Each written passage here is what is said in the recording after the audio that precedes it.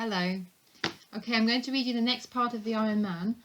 And yesterday we left the farmers trying to decide what to do, trying to make a plan to stop the Iron Man coming back and taking more of their farm equipment and maybe their cows and maybe something worse. So let's see what their plan was. So, what did they do? At the bottom of the hill, below where the Iron Man had come over the high cliff, they dug a deep, enormous hole.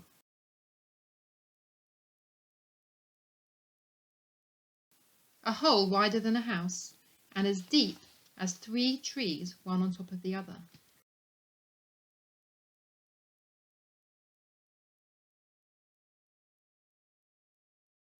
It was a colossal hole, a stupendous hole, and the sides of it were as sheer as walls. They pushed all the earth off to one side. They covered the hole with branches, and the branches they covered with straw, and the straw with soil.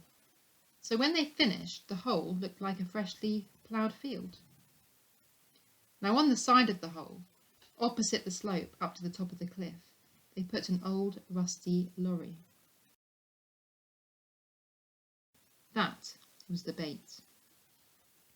Now they reckon the Iron Man would come over the top of the cliff, out of the sea, and he'd see that old lorry which was painted red, and he'd come down to get it, to chew it up and eat it.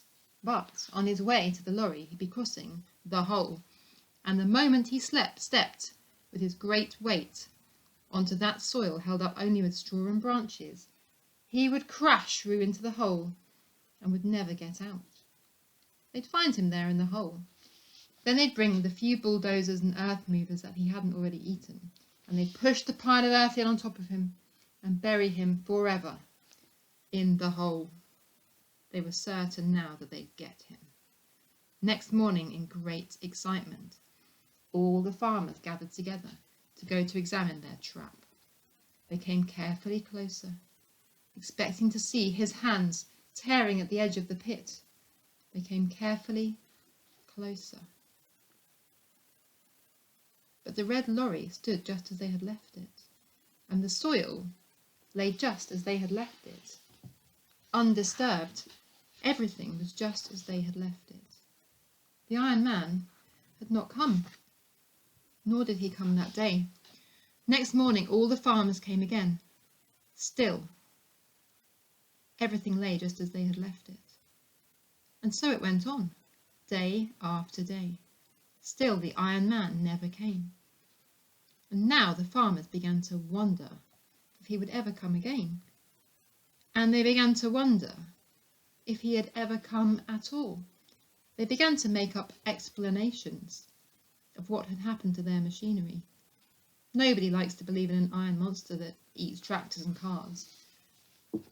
Soon the farmer who owned the red lorry they were using as bait decided that he needed it, and he took it away.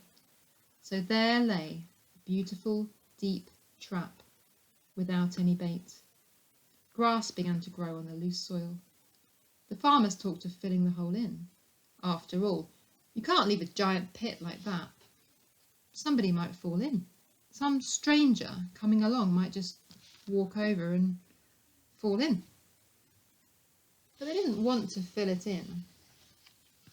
It had been such hard work digging it, and besides they all had a sneaking fear that the Iron Man might come again, and that hole was their only weapon against him.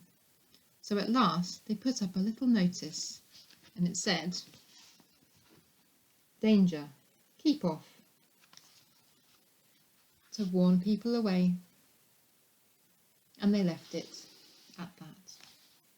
And that's the end for today. So what do we think is going to happen? What is the Iron Man up to? He's not come to eat the lorry. He's not fallen in the hole. Is he going to come back? We'll find out tomorrow. Okay. Hope you enjoyed that. See you soon. Bye bye. Bye bye.